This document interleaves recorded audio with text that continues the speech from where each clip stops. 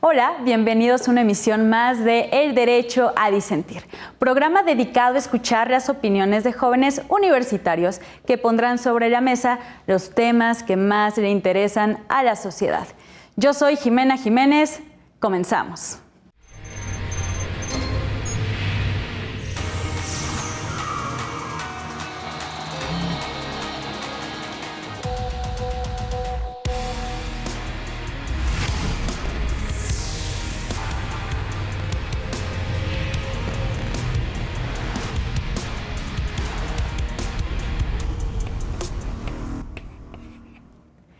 Un miembro de los cuerpos policíacos fue despedido injustificadamente, por lo cual acudió a los tribunales de justicia administrativa. Pero al no encontrar satisfechas sus peticiones, interpuso algunos recursos, ampliaciones de demanda y amparos. Durante todo este proceso reclamó la constitucionalidad del artículo 86, fracción segunda, de la Ley Orgánica del entonces Procuraduría General de la República, el cual establecía que la indemnización se pagaría sobre el salario base. El juzgado de distrito amparó al policía sobre la aplicación de dicho artículo. Por lo anterior, la Cámara de Diputados y el presidente de la República interpusieron un recurso de revisión, cuyo estudio correspondió a la Suprema Corte de Justicia de la Nación. Este tribunal realizó su análisis a través del estudio del artículo 123 de la Constitución General y la Convención Americana sobre Derechos Humanos. Para hablar de este tema nos acompañan Saúl Valladares, de Derecho Burocrático del Instituto Nacional de Estudios Sindicales para la Administración Pública, Esperanza Luna, de Derecho del ITAM, Isaí Bonilla, de Derecho del UNAM, Iván Saichan, de Derecho del ITAM, y Mayra Flores, de Políticas Públicas de la UNAM. Pues bueno, para empezar con este programa, primero quisiera darles la bienvenida a todos ustedes. Me da mucho gusto tenerlos por acá en El Derecho a Disentir. Y pues bueno, para entender qué es lo que sucede en este tipo de asuntos, que estamos hablando de un amparo en revisión, pues hay que saber qué pasó antes, ¿no? Los antecedentes, por qué llegó este asunto a la Suprema Corte, qué fueron los hechos que motivaron que se estuviera hablando el día de hoy de un despido injustificado de un policía. Entonces, a ver, vamos primero contigo, Saúl, que creo que le sabes un poquito a lo procesal, por lo que nos estabas diciendo anteriormente. Adelante. Hola, buenas tardes a todos. Realmente el llegar al recurso de revisión es que ya se agotaron todas y cada una de las instancias, ya que el derecho laboral, así como el administrativo, es unistancial. En este caso estamos hablando de una parte del derecho procesal laboral en donde se está reclamando una indemnización por despido injustificado. Si se llegó a esa parte del recurso de revisión, significa que el policía, que el trabajador, y en este caso, como ya estamos hablando del proceso, que el actor, pues ganó ese juicio. Por eso es que el gobierno es el que está oponiendo el recurso de revisión. Entonces, en todo este procedimiento, al haber ganado el proceso, el actor, no hubo otra instancia más que haber llegado al amparo, haber perdido el amparo y haber llegado al recurso de revisión. Hasta ahí es donde yo tengo entendido ese punto. En efecto, de hecho lo mencionas perfectamente, ¿no? Llega a la Suprema Corte, ¿por qué? Porque ya es lo último que puede haber. Y llama la atención por qué están aquí involucrados tanto el Congreso como el gobierno. Pues bueno, hay que irnos un poquito a los antecedentes procesales que tú ya mencionaste, Saúl, que pues se reclama la constitucionalidad de un artículo de una ley orgánica, la ley orgánica de la PGR, y en las primeras, por lo menos, instancias de amparo, lo que se dijo es que ese artículo es inconstitucional. Entonces, el Congreso, al ser el órgano que emitió esa norma, y el presidente como titular del Ejecutivo, que es el órgano que pone, por así decirlo, en acción esa norma, son los que no están conformes con que se diga que esto no es constitucional. ¿Por qué? Porque por un lado es la norma que un órgano emite y por otro lado es una norma que el otro órgano está aplicando. Entonces ahí tenemos a dos poderes del Estado en contra de un policía, solo por decir que un artículo es inconstitucional. Pero pues a ver, vámonos con las opiniones de este asunto. Me voy contigo, Sai, bienvenido aquí al Derecho a Disentir. Cuéntanos qué opinas de esta sentencia. ¿Qué onda, Jimena? Un saludo a todas y a todos y también al equipo de El Derecho a Disentir. Pues se me hace un tema bastante interesante y problemático, porque como bien mencionas, aparte de que digamos, el policía que fue despedido injustificadamente tenía en contra, digamos, al presidente y a la Cámara de Diputados, ¿no? Porque quería que su sueldo, bueno, la indemnización fuera tabulada conforme a un salario integral y no salario base, pues también está el tema de esta restricción constitucional, ¿no? O sea, que fue evolucionando, que primero, por ejemplo, en 1999 señalaba que si un policía o agente del Ministerio Público era despedido o removido, aparte de la indemnización, pues sí podría ser reinstalado, ¿no? Pero después en 2007 y 2016, pues se metió una modificación, una restricción constitucional, en el sentido de que a pesar de que tú demostraras que fuiste despedido injustificadamente, solo serías acreedor a una indemnización, ¿no? Que justo fue lo que se impugnó, que en esta ley orgánica de la PGR solo señalaba el salario base, pero la Suprema Corte al final pues señala que debe ser sobre un salario íntegro. Esto quiere decir que con todas las prestaciones y gratificaciones que digamos que fue despedido injustificadamente podía reclamar, pero aquí también hay que señalar que la Constitución señala que aunque tú demuestres que te despidieron injustificadamente, pues no te pueden reinstalar por ningún motivo. Y la Corte ha sacado pues varios criterios, ¿no? Que dicen que a pesar de que tú demuestres que tienes toda la razón y que tu despido pues no tiene razón de ser, pues no te tienen que reinstalar.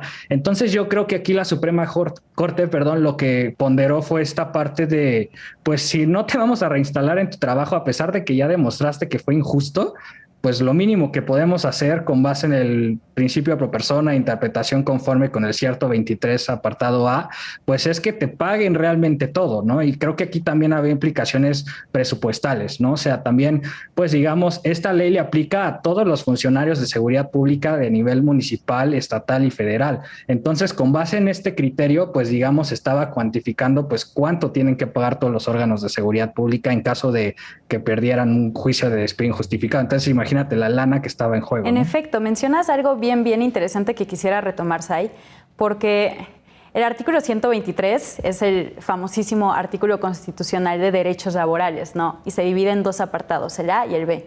El A para trabajadores privados, no sé, que trabajen en alguna empresa o para una persona particular, y B para los trabajadores del Estado. Se hace como esta distinción en nuestra Constitución, que es algo un poco curioso.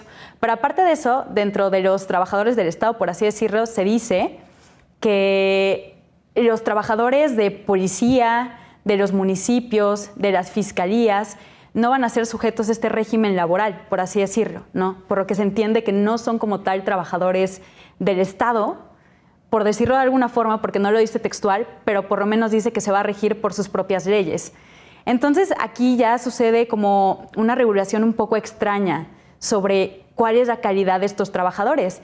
Y tan así que es diferente que estos juicios no se van a dirimir a través de tribunales de justicia laboral, sino a través de tribunales de justicia administrativa, lo cual es súper curioso, ¿no? Entonces estamos viendo como una suerte de relación laboral, que no es relación laboral, pero es relación administrativa, lo cual empieza a surgir ciertas dudas. Y ya mencionabas una diferencia de salario base y salario integral, ¿no? Que fue la cuestión de toda esta pelea que llegó hasta la Suprema Corte, bueno, pelea jurisdiccional, por así decirlo.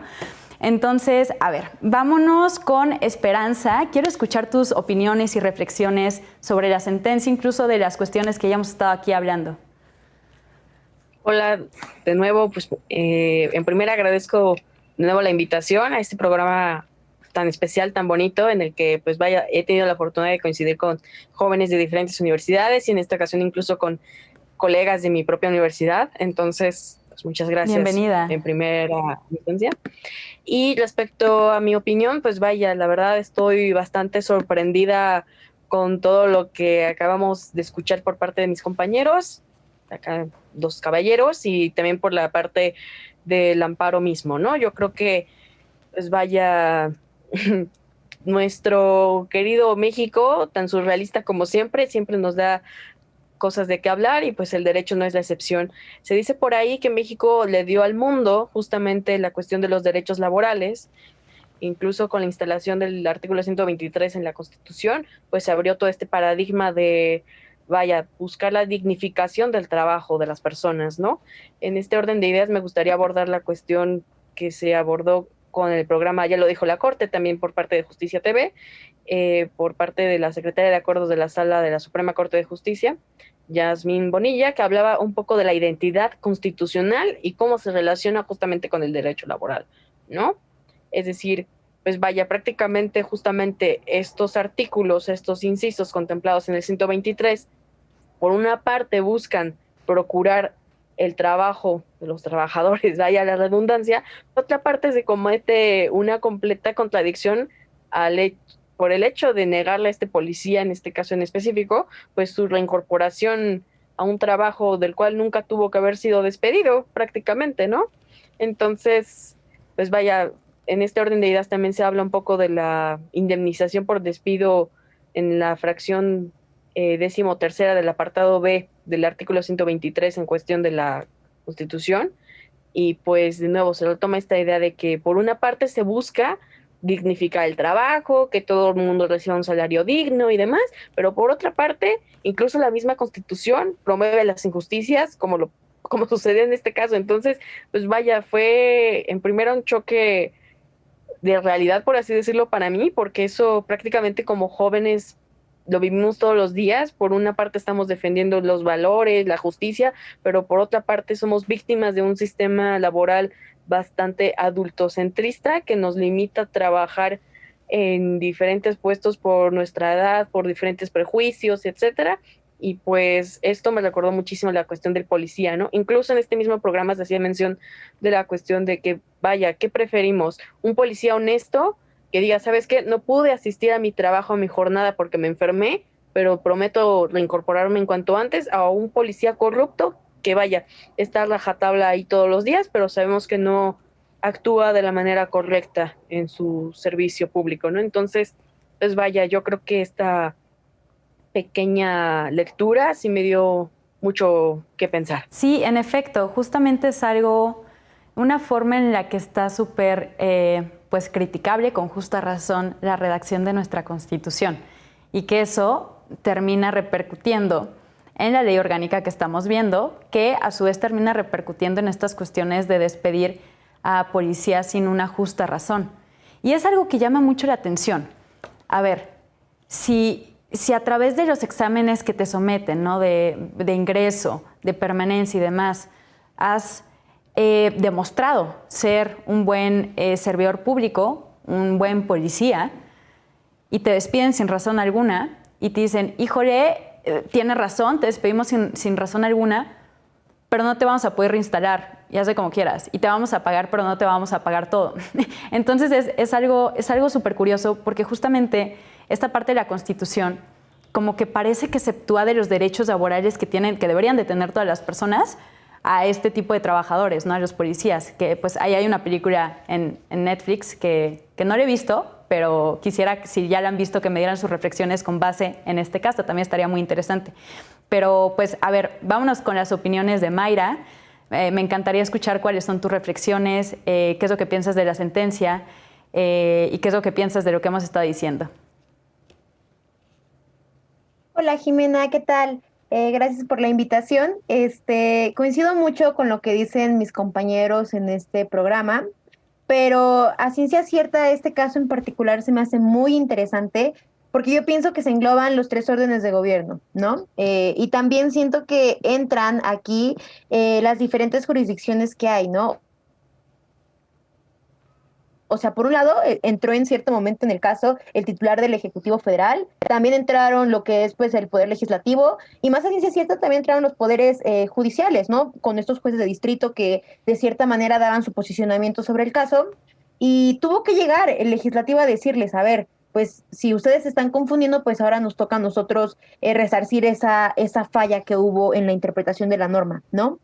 A mí se me hace muy interesante cómo en este caso en concreto hubo esta fusión de los 3 poderes, ¿no? Y quiero hacer una aclaración fundamental, diría yo, que nos habla acerca de que pues la Cámara de Diputados, como ente de iniciativa de ley, como ente para poder reformar la Constitución en cierto grado, aduce que el juez de distrito emprendió un adecuado ejercicio del control de constitucionalidad ex oficio, pues no toma que la Suprema Corte de Justicia de la Nación ya había establecido los pasos a seguir en el ejercicio del control de constitucionalidad a saber, ¿no? Básicamente por la interpretación conforme en sentido amplio, ¿no? Una interpretación pues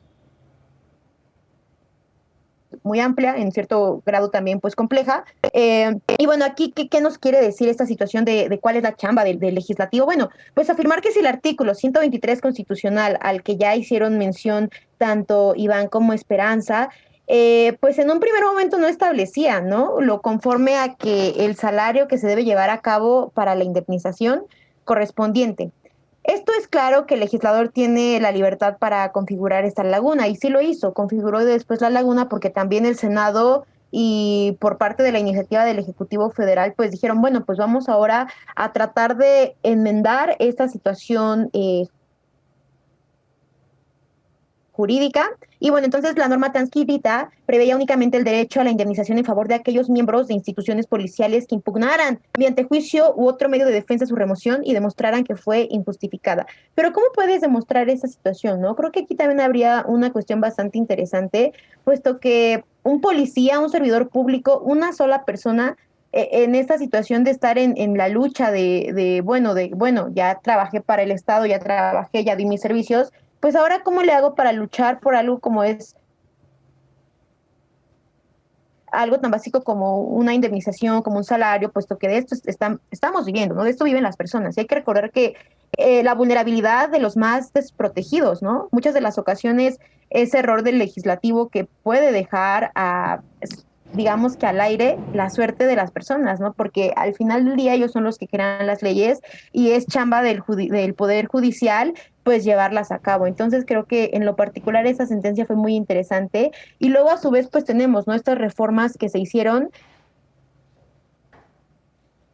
que ahora pues ya están más complementadas, pero pues creo que sí hubo ahí un error enorme del legislativo, y creo que ahora bien desde el ámbito laboral, creo que hay un área de oportunidad enorme, puesto que al menos las políticas públicas no se han enfatizado mucho en temas laborales. Hemos visto que la gran mayoría pues estamos a esperanzas de lo que está en los reglamentos del servicio público, en los ordenamientos legales, pero como bien comentaba Esperanza, ¿no? O sea, son situaciones de vulnerabilidad que nos dejan al aire, y creo que sería necesario que hubiera más políticas públicas encaminadas a ese tipo de problemas sociales, ¿no? Problemas sociales que como simples ciudadanos y simples personas pues también podemos llegar a vivir y a pasar, y creo que eso sería un error que en algún futuro pues pudieran cometer con nosotros, ¿no? Como fue esta situación de la norma errónea. Sí, y estás comentando algo que me parece muy interesante, porque empezamos a comparar como este régimen especial para este tipo de trabajadores, que ya lo hemos estado mencionando, con el régimen laboral y con todos sus derechos que implica.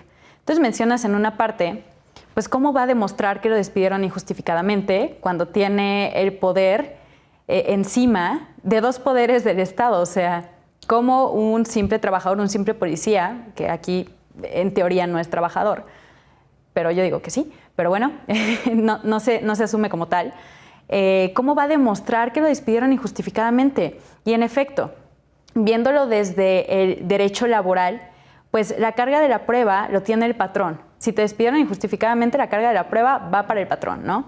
Y también en el derecho laboral hay una suplencia de la queja en favor del trabajador. ¿Por qué? Porque se entiende desde un inicio que hay una relación asimétrica de poder, que el trabajador probablemente esté en desventaja, sobre todo en desventaja de defensa. Entonces lo que se hace es tener esta suplencia de la queja a favor del trabajador y que la carga de la prueba sea para el patrón. En este caso serían como las instituciones policiales, pero de nuevo, regresamos. Aquí no se trata de derechos laborales tal cual los vemos en la Constitución y en la Ley Federal del Trabajo, sino que se rige por sus propias reglas. Y es donde empieza a ser problemático todo esto, ¿no? A ver, Saúl, no hemos escuchado tu opinión y no quisiera dejar pasar esta ronda de participaciones sin escuchar cuáles son tus reflexiones al respecto. Sí, adelante, adelante. Ay, perdón, Ignacio, dije Saúl, ¿verdad? Ya estoy como Pedrito sola. No, bueno, no hay problema. Al contrario, primero que nada, un saludo a todos. Me da muchísimo gusto compartir este espacio con todos y cada uno de los participantes. Yo creo que el pensamiento reformador de los legisladores en el 99, como bien se expresa, yo creo que iba encaminado a una buena intención. ¿Cuál era? La de tratar de poner un tope, un freno a la mala función pública, a estos servidores públicos que no desarrollaban dentro de sus labores los principios de integridad, de honestidad y todos aquellos que deben regir sobre todo los cuerpos que se encargan de la seguridad y del cuidado de la legalidad en nuestra sociedad, en nuestra comunidad. Entonces yo creo que encaminado a este punto, yo entiendo perfectamente que las situaciones que se llegan a suceder de forma individualizada y que llegamos a tener conflictos en ocasiones con las leyes establecidas, como en el caso de este policía, no deben dejar de perder de vista que al final del día es buscando un bien común. Yo aquí veo, por ejemplo, una dirimencia entre la individualización de la norma de un trabajador, pero que a la vez es funcionario público, peleando por un derecho que la ley ya le otorga, pero también entiendo la parte constitucional de protección en el sentido de que se busca la eficiencia, la eficacia y la profesionalización de nuestras autoridades. Entonces es importante recalcar que no necesariamente tenemos que ver esto como un agravio a los derechos humanos, sino como un verdadero ejercicio de cuidado, sobre todo con estas personas que se encargan de la seguridad. Ahora bien, yo en torno a la sentencia, en especial a la de la Suprema Corte, me parece acertada y me parece también apropiado decirlo, me parece bien que esta situación haya llegado hasta la Suprema Corte, puesto que no debemos dejar de ver que la Suprema Corte es el único órgano autorizado por la Carta Magna para poder discutir, interpretar a nivel constitucional.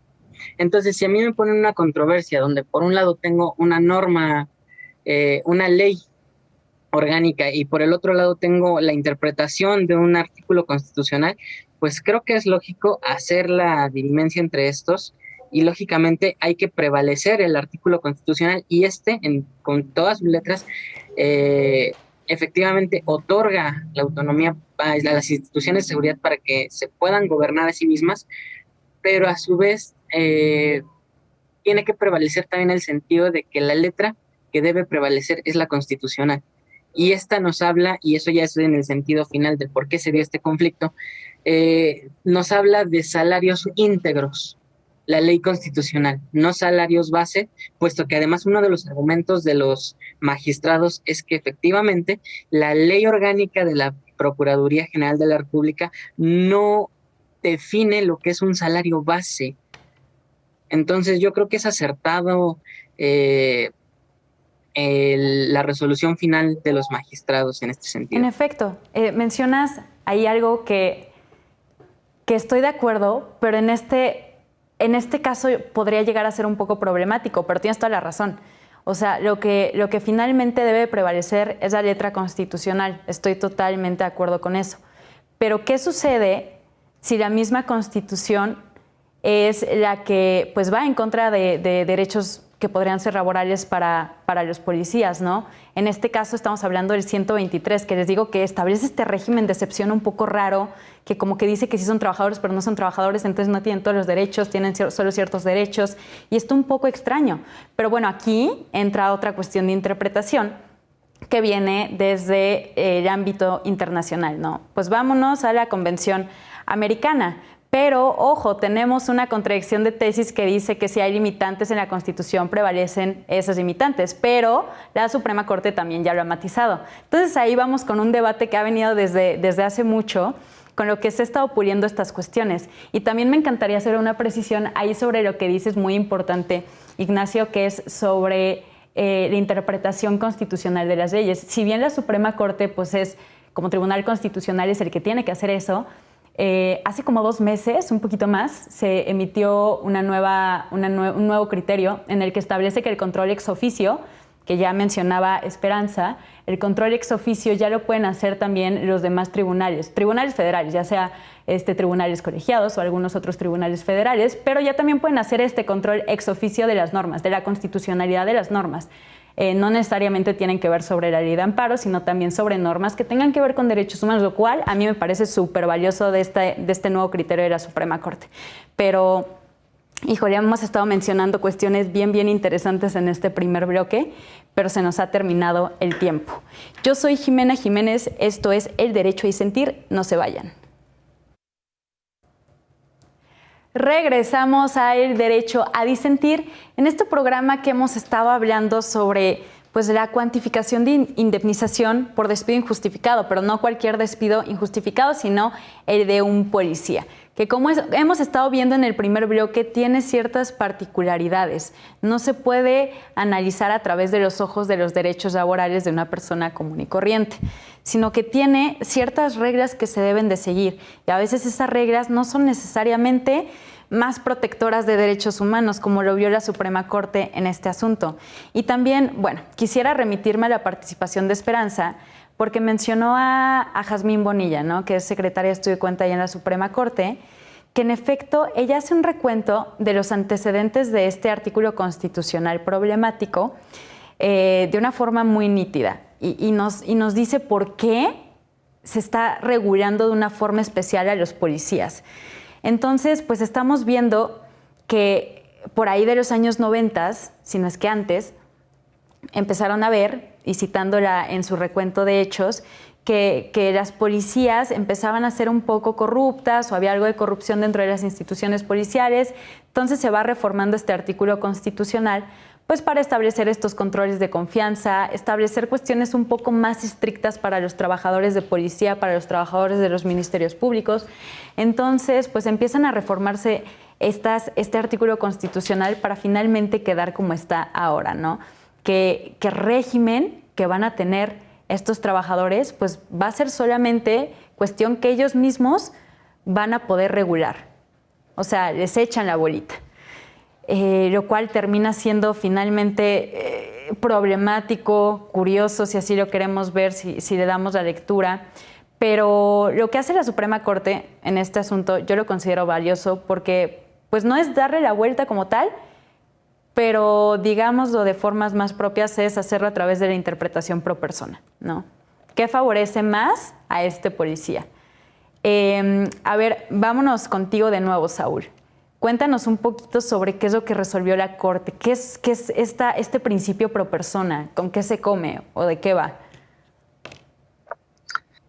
Nosotros tenemos conocido un concepto que se llama retroactividad de la ley. Entonces, han citado diversas reformas que se han llevado a cabo, en donde la que más afectó fue que no se podía reinstalar a los policías. En este caso, él trabajaba en la Procuraduría General de la República, es por eso que se basa al artículo 84 de la misma ley. Algo que decía mi compañero Ignacio es que habla de que la supremacía, citó la supremacía constitucional, que es la ley más importante y la que se debe de tomar en cuenta. Pero si hablamos sobre la jerarquía de leyes, podemos notar o podemos recordar que los únicos que están a la altura de la Constitución son los tratados internacionales. Por eso es que la contradicción y lo que le convino y lo que favoreció al trabajador fue lo que resolvió la Corte Interamericana en cuanto a los derechos que se le dieron a favor. Es por eso que yo, en mi opinión personal, también pienso que se están violentando los derechos y las garantías dentro de la Constitución en el artículo 123 en su apartado B en cuanto a lo que afectó al policía. Entonces, por donde lo veamos, esto no debería de... Bueno, le despertó muchas alarmas y muchas alertas, tanto así que por eso es que llegó hasta el oído, como lo comentaba también mi compañera, de los tres poderes. Despertó el poder ejecutivo, el poder legislativo y el poder judicial. Y es por eso que se creó esta tesis y es por eso que llegó hasta la Suprema Corte de Justicia. La defensa del policía fue adecuada, se respetaron todos los derechos y todos los regímenes que se debieron de haber respetado, pero al final del día despiertan estas alarmas porque pues afectaba al Estado. En efecto, son estas cuestiones que justamente son tan importantes que todos los poderes se ven involucrados. Y en efecto, a respecto del principio pro persona, es pues siempre interpretar a favor o en beneficio o lo que menos le afecte a la persona que se está viendo involucrada. Pues bueno, aquí tenemos igual a la par de la Constitución los tratados internacionales, por lo menos en materia de derechos humanos, que tienen rango constitucional, derivado de esta contradicción de tesis que puede ser benéfica por un lado, pero otros también la señalan de controversial por esto de las restricciones, que aquí estaríamos hablando de una restricción de derechos humanos que viene desde la Constitución. A ver, Sai, sé que tienes ahí unas anotaciones importantes sobre esto. Adelante. Sí, la verdad es que yo nunca había leído esta fracción del apartado B del 123 y sí se me hace muy problemática, porque me parece que está prejuzgando que pues las policías o los agentes del Ministerio Público o los peritos pues ya no tienen derecho a demostrar, ¿no? que a pesar de que su despido fue injustificado, o sea, puedan seguir siendo parte del servicio público, ¿no? En tareas tan importantes como es la seguridad pública.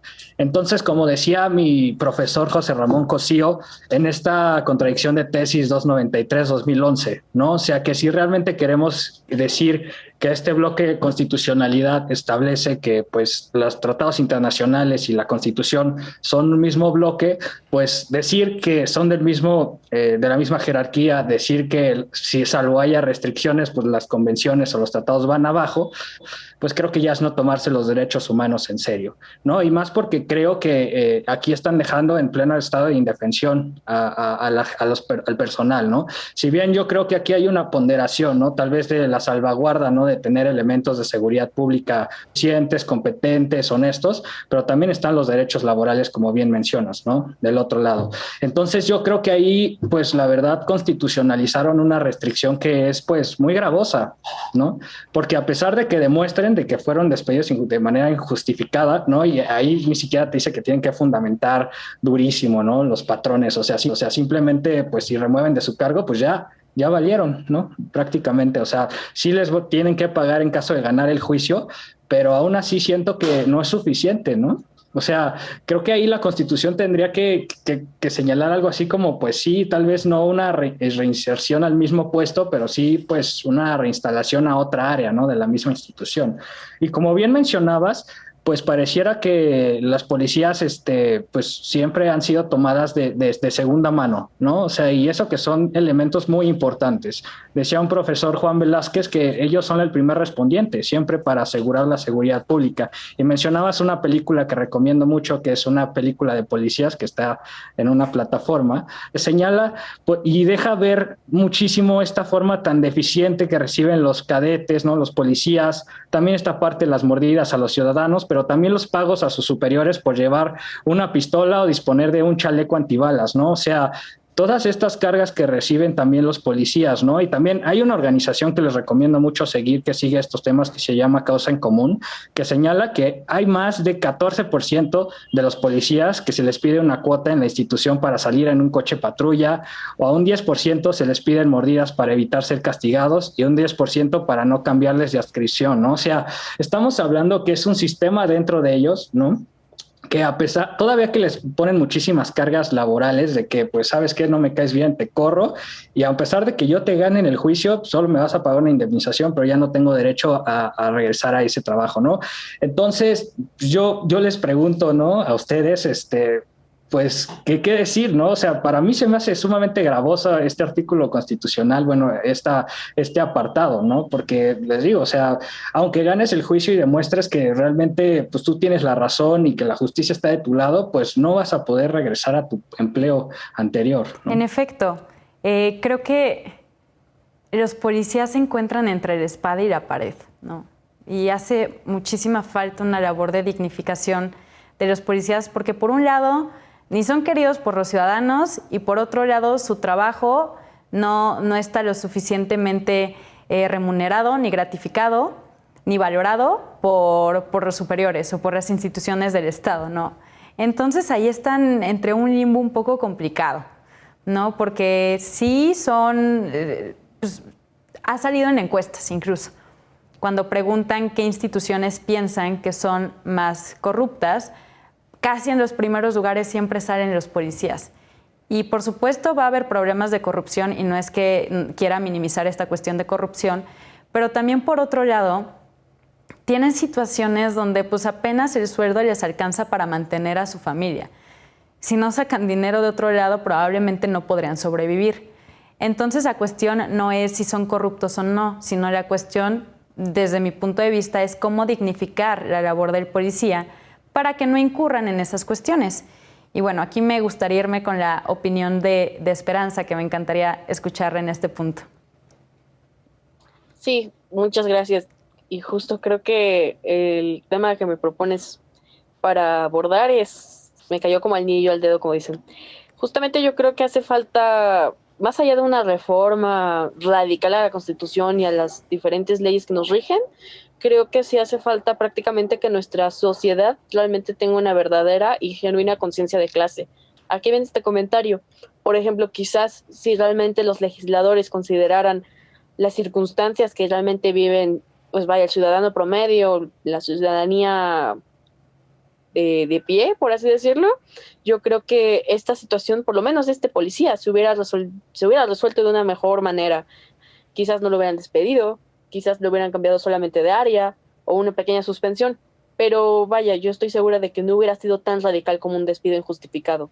Entonces yo creo que, pues vaya, una cosa lleva a la otra, literal, es una especie de regresum ad infinitum, de tal forma que vaya, si nosotros como jóvenes realmente no fomentamos una cultura de la empatía, de la tolerancia y evidentemente del reconocimiento de las diferentes circunstancias de cada persona, pues vaya, vamos a seguir teniendo ordenamientos jurídicos con estas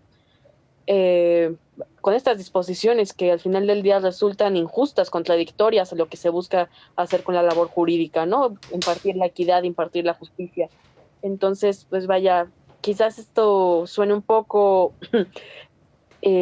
optimista de mi parte, un poco utópico, pero yo creo que los cambios inician con acciones pequeñas diariamente. Y el hecho de que, pues vaya, en primera abordemos estas sentencias y consideremos de manera igualitaria las opiniones de todas las presentes personas foro, yo creo que, pues vaya, ya es un paso, ¿no? En efecto.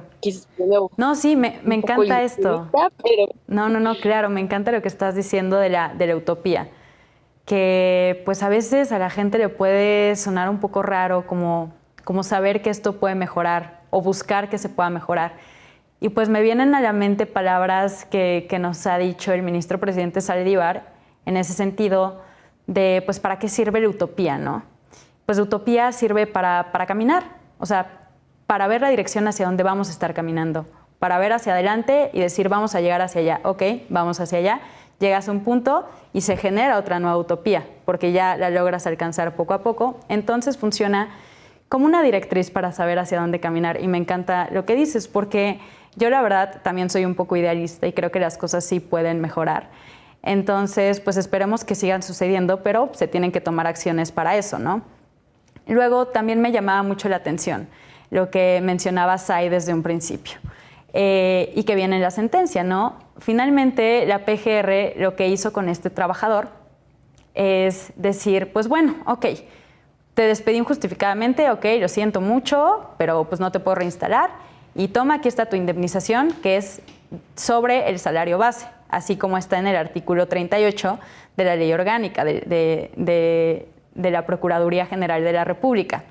Y entonces la Corte viene a decir como, no, mi ciela, tú le debes el salario íntegro. O sea, esta indemnización, estos 3 meses de sueldo, más 20 días por cada año de servicio, que así se dice, debe ser con base al salario íntegro.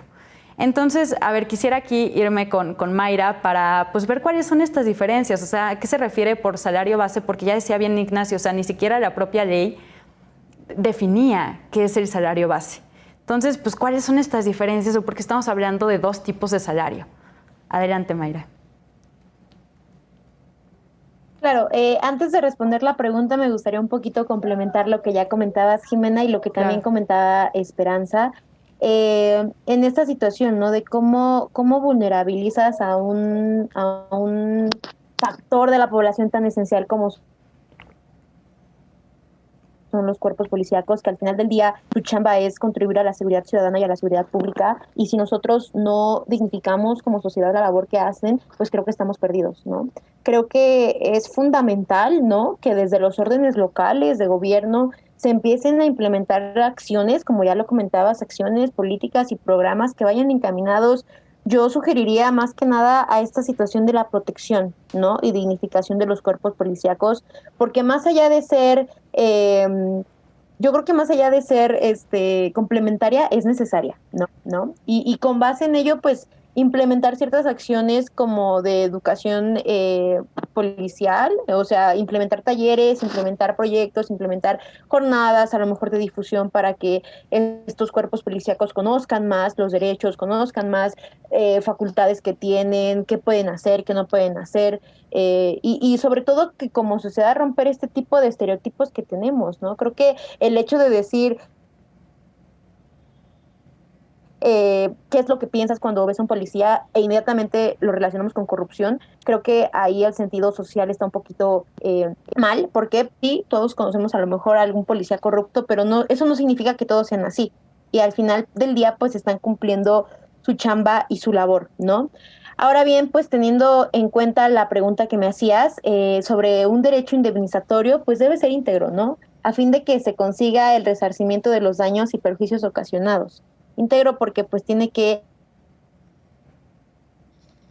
abarcar ciertas cuestiones que ya comentaban por ahí uno de mis compañeros, que es más allá del salario, no, o sea, son las prestaciones, o sea, son otro tipo de situaciones jurídicas laborales, pero que como ya lo mencionaban, por el hecho de estar en otro apartado, los trabajadores del Estado, de alguna o de otra manera, sí son vulnerables por ese sentido de decir, bueno, es que si aplica o no aplica, ¿no? Por ejemplo. Y bueno, si la idea subyace en que la prohibición absoluta de reinstalar a los miembros de las instituciones policiales cuando su separación, baja o cualquier situación es declarado jurisdiccionalmente injustificado, básicamente es la de resarcir los daños, ¿no?, y perjuicios de manera íntegra, o sea, adecuar todos los mecanismos y todos los recursos que tengamos para que en realidad ese resarcimiento sea de la manera más adecuada posible. ¿Y esto qué implica? Bueno, que pues tiene que haber una indemnización de 3 meses, debe cuantificarse con el salario de remuneración íntegra y no conforme al salario base, ¿no? El salario base es lo que se puede llegar a percibir en cierto momento un trabajador, pero lo íntegro es, bueno, ahora las situaciones de bonos, por ejemplo, para que de esta manera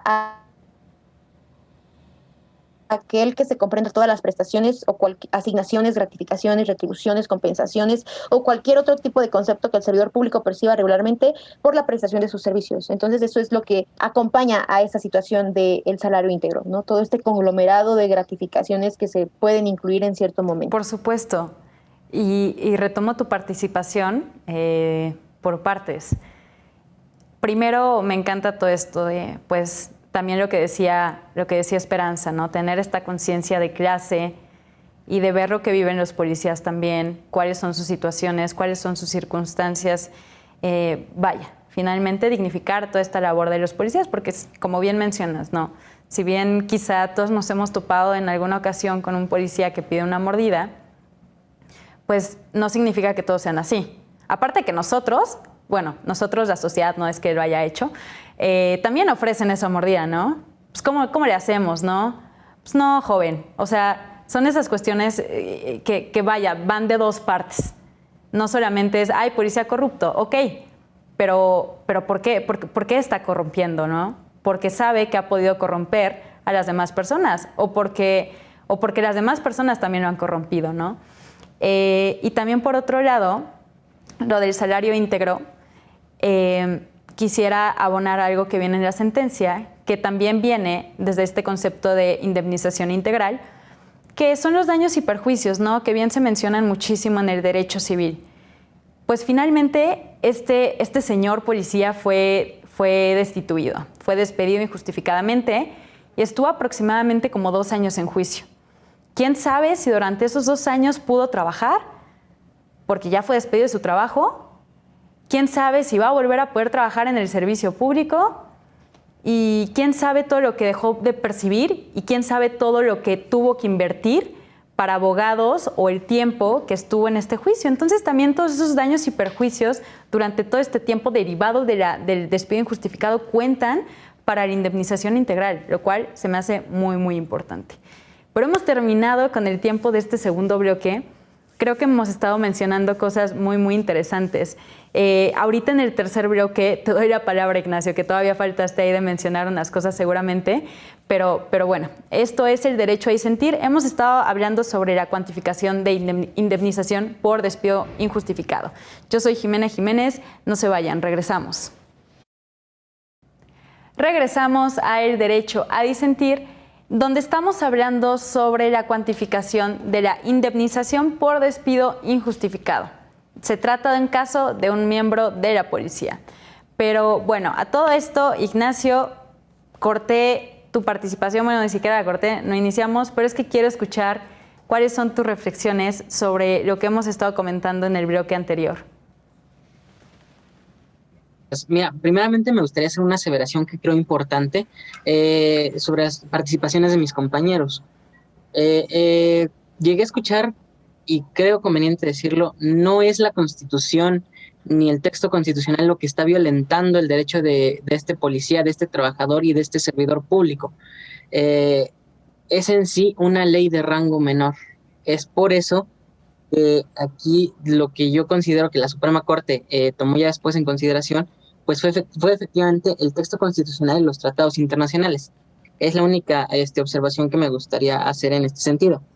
Ahora bien, al trabajador tenemos que verlo, mejor dicho, al policía tenemos que verlo no solo como trabajador, sino también como servidor público. De ahí la dualidad, que tenga que haber este proceso administrativo, que también podríamos ver como un proceso jurisdiccional, y esta controversia entre la autoridad administrativa y lo que vendría a ser la autoridad laboral. ¿Cómo se llama esto? La PGR. Ay, se me olvidó. No, Voy. Cuando está a la garantía de los derechos en este sentido. No, se me fue la idea completamente, pero bueno, la garantía. Ahora bien, esta parte última que se mencionaba creo que me parece muy interesante. Yo creo que las resoluciones de la Suprema Corte no estuvieron mal, pero sí estuvieron incompletas. ¿Por qué? Como bien se comentaba, yo no me voy a meter si el salario de un policía es bien o mal remunerado. Yo creo que cada quien tiene alguna visión de lo que considera que es un buen o un mal salario para cualquier servidor público en cualquier estrato, pero en lo que sí coincido es que han sido mal gratificados tanto por el Estado como por la misma sociedad en sí. No sabemos en este caso concreto si este policía fue o no un mal servidor público, un buen servidor público, pero lo que sí sabemos es que al final del día el término constitucional establece que si demostró su despido injustificado se debe atender los derechos como trabajador, y esto se ve en que al final del día se resuelve que no va a ser un salario base como lo establece la ley orgánica de la Procuraduría, sino que va a ser un salario íntegro como lo establece la Constitución, respetando además lo que dice este tratado internacional, velando por el derecho humano de dignidad y de corresponder a la labor de esta persona. Entonces yo creo que la sentencia está incompleta porque como bien se mencionaba, faltan los salarios caídos, que es lo que es la parte procesal, y que a partir de las reformas 2017, 2019 hay que tomar en cuenta esta actualización. Ya nada más se toma en cuenta hasta 12 meses, pero que en el tiempo de 2016 todavía se contemplaba todo el proceso o todo el proceso que iba a seguir este conflicto. Y eso es lo que vamos a ver reflejado como daños y perjuicios para este policía. Entonces yo creo que me consideraría que nada más faltó ese punto en la resolución del tribunal, y considero que por eso quedó nada más un poquito incompleta en ese sentido. Es que justamente es algo que me encanta que traigas a la luz, Ignacio, porque regresamos al principio. Aquí el tema es que no estamos hablando meramente de una relación laboral, hablando de sus derechos laborales en toda su magnitud, que ahí es de donde viene lo de los salarios caídos, ¿no? O sea, eso viene estrictamente del derecho laboral, pero regresamos a que no estamos hablando estrictamente de derechos laborales o de un juicio laboral del policía, sino es como, es una mezcla extraña, como mencionabas, o sea, es servidor público, pero es policía a la vez, pero no se le considera como tal, como trabajador. Entonces regresamos como a esta misma área gris, que si bien esta irregularidad no viene expresamente desde la Constitución, o bueno, por lo menos no se establece expresamente en la Constitución sí da pie a que se crea esta zona gris que termina violando derechos de las personas, en este caso los derechos de este policía, ¿no? Entonces, sí, son cuestiones a debate muy, muy interesantes. Pero, pues bueno, me gustaría dar inicio a una ronda de conclusiones. Entonces, a ver, Saúl, ahora sí, Saúl, cuéntanos cuáles son tus conclusiones sobre esta sentencia, sobre este programa. Ok, muchas gracias. Como bien lo decían mis compañeros, en su mayoría, y como lo puntualizó al final Ignacio, no se trata de un trabajador común y corriente, sino de un servidor público. Y más allá de no ser un servidor, de no solamente ser un servidor público, estamos hablando de una persona que pertenecía al cuerpo policíaco. Entonces, en cuanto al tema de la reinstalación, si es que como todos lo estamos platicando, que debería de normarse de una manera diferente esa fracción del apartado B constitucional, en donde no se permite la reinstalación al cuerpo policíaco, pues obviamente de ahí se colgarían muchos otros apartados, tanto hasta del apartado A, ya que se puntualiza que el personal de confianza no se puede reinstalar, ya que cada que incide algún problema, algún conflicto entre trabajador y patrón, en este caso entre Estado y servidor público, pues se pierde la confianza. Es por eso que la naturaleza de este empleo no se podría reinstalar. Entonces, por otra parte, lo que platicábamos, sí, quien estaba vulnerabilizando lo de la indemnización mediante un salario base, no un salario diario integrado, y la cuantificación de los 20 días por año, sí era un artículo mediático de una ley orgánica, o sea, de jerarquía menor a la de la Constitución política de los Estados Unidos mexicanos.